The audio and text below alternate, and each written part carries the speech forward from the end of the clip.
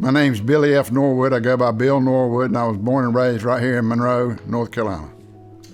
I have two brothers, Scotty, which is the youngest, and Danny, which is the oldest. We're 2 years apart.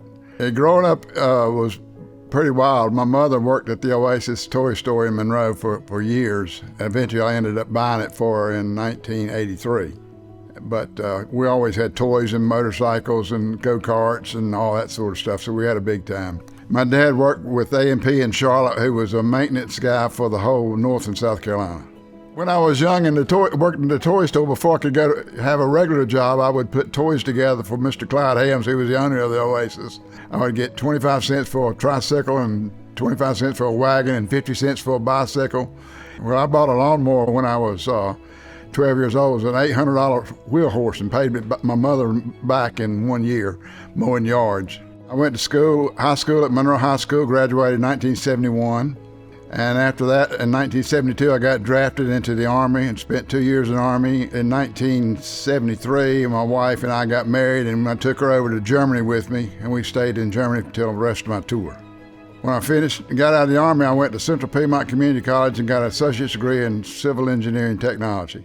Very shortly after 75, we had our first son, Alex, and then 2 years later we had Dan, and 5 years later we had Drew. 3 boys.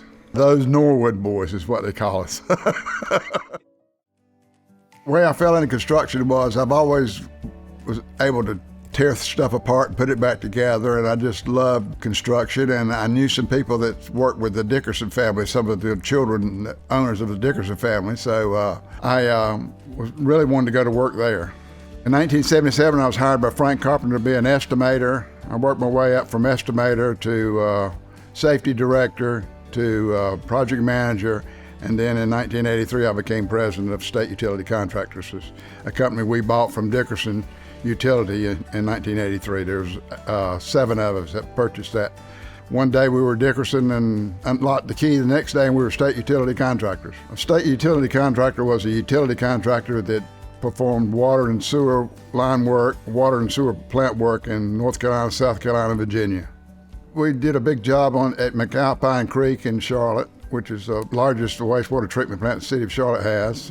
We've done a lot of work in eastern North Carolina, Washington, North Carolina. I remember it's 2008 that we formed a 100% employee stock ownership plan. Before that, we were a 10%, I believe it was, employee stock ownership plan. And I truly believe that the people that makes us successful should enjoy the fruits of our work. And we had a lot of long-term employees. They were probably the lowest tenure person was probably 15 years.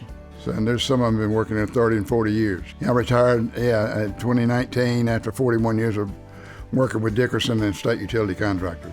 I've always believed that if you can get stale if you serve somewhere too long, so I decided that I need fresh ideas, and Mr. Ron Brown's our president of the company now, is doing a very good job. Very proud of him and his team. And I saw that talent there, and I thought it was time for me to move on.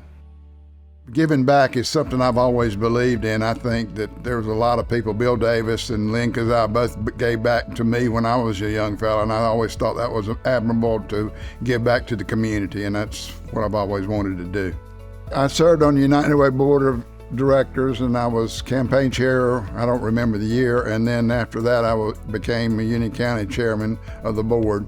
I served on HealthQuest. I think that's one of the best nonprofits in Union County.